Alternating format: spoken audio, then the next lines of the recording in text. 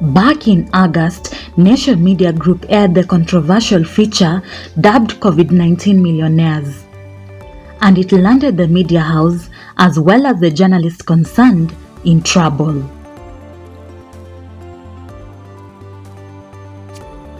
Mediascope Limited was one of the companies mentioned in the 2-hour-long investigative report as one of the profiteers of the multi-billion PPE kits scandal. The company went ahead and sued investigative journalist Dennis Okari as well as his employer NMG. The expose mentioned Mediascope amongst the list of 12 companies appointed by the Kenya Medical Supplies Authority to handle the clearance of medical supplies from the Jomo Kenyatta International Airport. In April, KEMSA wrote to several companies with reference to tender medical supplies. It says in part, and I quote, "The government of Kenya has set aside funds to undertake emergency procurement of medical commodities in the preparedness of COVID-19. It is intended that part of the proceeds of the funds will be used to cover eligible payments under the contract." One company received a letter in April stating, and I quote, "The government of Kenya has identified your organization on a strategic partnership to supply KEMSA with the following items.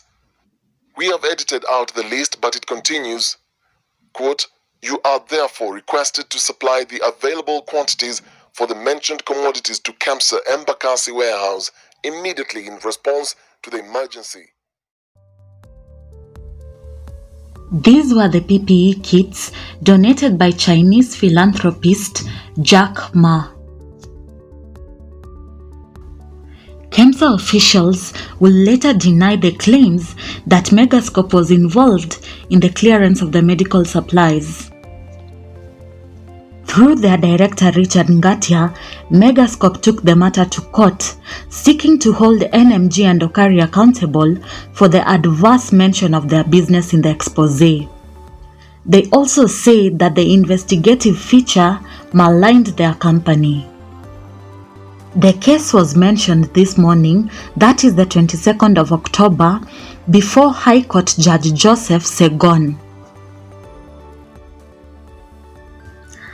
According to the NMG lawyers, Dennis Okari has apparently gone into hiding. As the case continues, NMG has been directed to pull down the investigative report from all their social media platforms. KEMSA, on an expenditure overdrive at the height of the COVID-19 pandemic, procured overwhelmingly at exaggerated prices and now cannot find markets for the items intended to keep COVID-19 at bay. We start off by spraying. For instance, KEMSA purchased a full set of PPEs at 9,000 shillings, hoping to sell at a markup price of 5%, this translating to 9,450 shillings. Then you still perform another cut hygiene. However, a similar PPE in the market retails at only 3,000 shillings.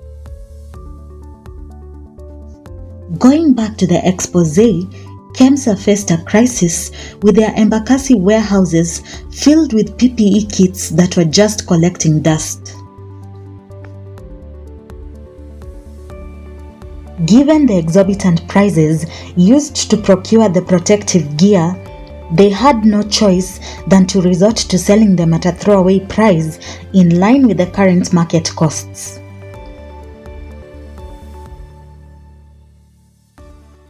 So there's one issue of, yes, KEMSA might have good quality, but these items are readily available out there cheaper.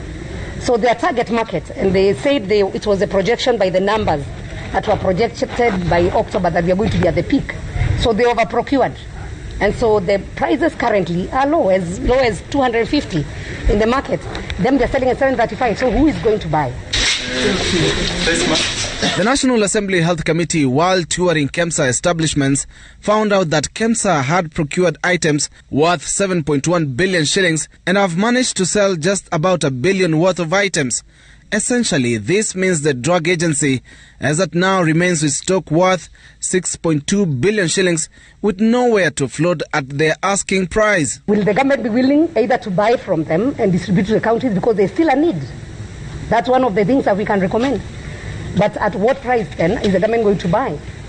Or are they going to be allowed to sell cheaper and then incur a specific loss, and at what percentage? The supplies agency is now seeking directions from the cabinet to sell the supplies at throwaway prices that will see the taxpayers lose in excess of 2.3 billion shillings.